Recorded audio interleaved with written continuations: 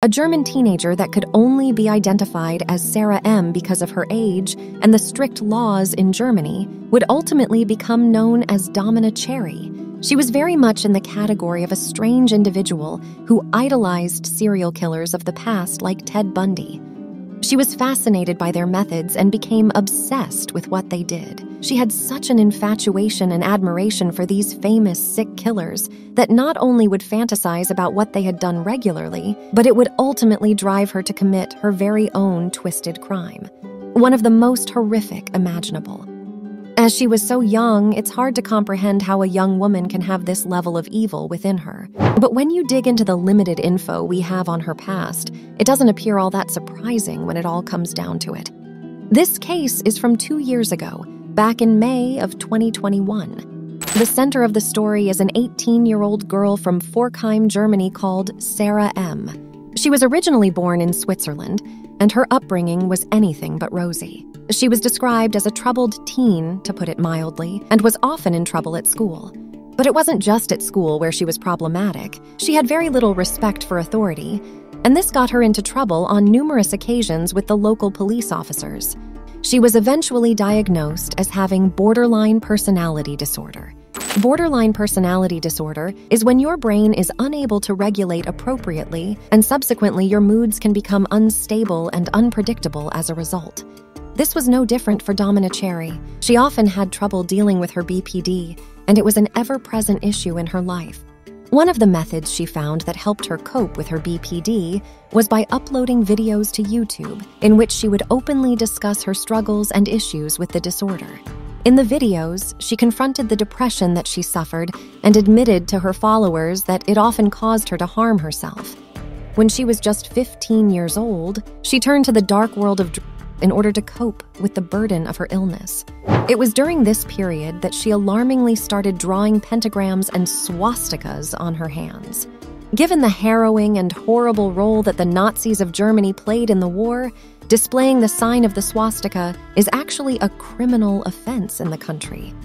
But the offensive and controversial symbol on her hands wasn't the only thing on her criminal record. In the same time period, Domina had herself a boyfriend. Very few concrete details are known of her partner of the time, except that he too was no stranger to the police, and like her, he had a lengthy criminal record. It would be fair to say she didn't surround herself with the best type of people, and at this time, she started to become more and more obsessed with stories of true crime and historical killers. Ted Bundy and the Night Stalker Richard Ramirez became figures of idolization and fascination. As you may be aware, Ramirez was famed for having a tattoo of a pentagram on his palm. And as we outlined earlier, this was something Domina had taken as inspiration for herself. Domina immersed herself in the stories and legend of Ramirez, and such was her obsession with the sordid killer. She even had posters of him on her wall. Bear in mind, this is a serial killer and not some teen heartthrob. Everything was coming to a head, and in 2021, when her boyfriend broke up with her, she spiraled into a heartbroken depression and void of sadness. As a result of her condition, she wasn't able to rationally process her intense emotions, and her sadness and heartbreak evolved into anger and rage. It was these emotions that formed as the catalyst for a sinister plan that she began manifesting. The plan was considered, deliberate, and calculating. It began when she started to set up a number of profiles on various different well-known dating apps. Having just split from her boyfriend, you could be fooled into thinking this was just a young woman looking for love after being heartbroken. But that wasn't the case at all. She wasn't looking for partners. She was looking for victims. The parameters were clear. She wanted a man. She needed a man, but she wanted to kill them. There were no specifics required. She didn't have a certain type she was looking to target. But in her mind, it was clear. The first man who would show significant and genuine interest in her profile would be the man she'd look to kill. In her profile bio, Sarah M. called herself Domina Cherry and outlined the character traits of her persona. She said she was an 18-year-old bisexual virgin with an interest in BDSM. Meanwhile, she uploaded suggestive pictures of herself in lingerie. Needless to say, she wasn't short of interested people. In the few days that followed the creation of her profile and the uploading of her posts, nearly 250 suitable matches were made with her profile. After evaluating the options, she began serious conversations with 3 of them. Despite not knowing them, the conversations even speculated at the prospect of meeting up for sex.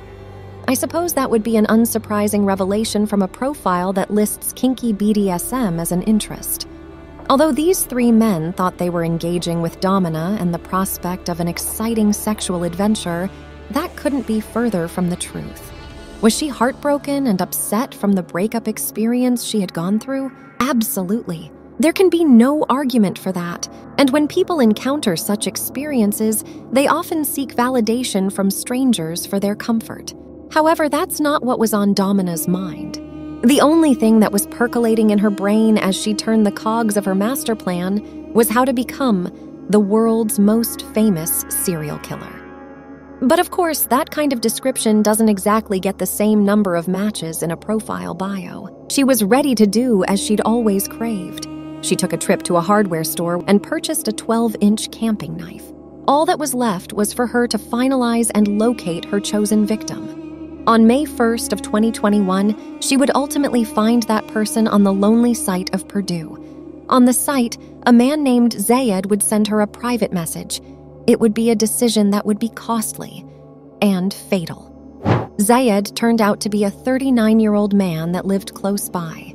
As the pair began to exchange intimate messages, Domina referred to herself fittingly as the Devil's Bride. They agreed to meet up the following evening after she declared that she knew of a shed in the woods where they could have undisturbed sex. Zayed was keen, very keen. He agreed to pick her up in his car after work, and they could drive to the shed for their lust-filled evening. Or so he thought. After finishing work at about 7:30, Zayed WhatsApped Domina to let her know he was on his way. She then sent a voice note to her friend saying that this was it. She was going outside and was going to make her first kill. It was raining and she was nervous. She Googled where to put someone when they are bleeding out and what happens when you stab someone in the neck. She was going to use her sexuality and the tension of the occasion to lure him. She said she was going to insist he closed his eyes as she had a surprise for him. With his eyes closed and at her mercy, she was going to cut his throat. But that's not exactly how it would go down. When Zayed arrived to pick her up, she got in his car before setting off for their romantic woodshed. It appeared as though Domina couldn't wait to execute her killing. She was too excited. So just 5 minutes after getting in the car, she asked her unsuspecting companion to pull over. As he did so, without even a chance to ask what was up, Domina took out her 12-inch blade and plunged it into Zayed's neck to his shock and horror. He managed to escape the car and stagger free, but the damage had been done. He was bleeding uncontrollably and his wound was fatal. Knowing this, Domina took her chance to flee the scene. Blood-soaked and stricken at the side of the road, Zayed was somehow able to wave down a couple of cars to help him in an act of despair. One of the passengers was a nurse and did their best to help the dying Zayed whilst calling the emergency services. He was bleeding out from a gruesome wound and was in a complete state of shock at what happened. While medical professionals frantically tried to save his life, Domina, meanwhile, had made it on foot to the local train station. Though she wasn't a pretty sight, and onlookers were shocked by her appearance and her behavior. She was staring into space whilst repeating, "I am a killer." You can only imagine how that must have looked for passers-by. Unsurprisingly, in the circumstances, it didn't take long for the police to catch and arrest her.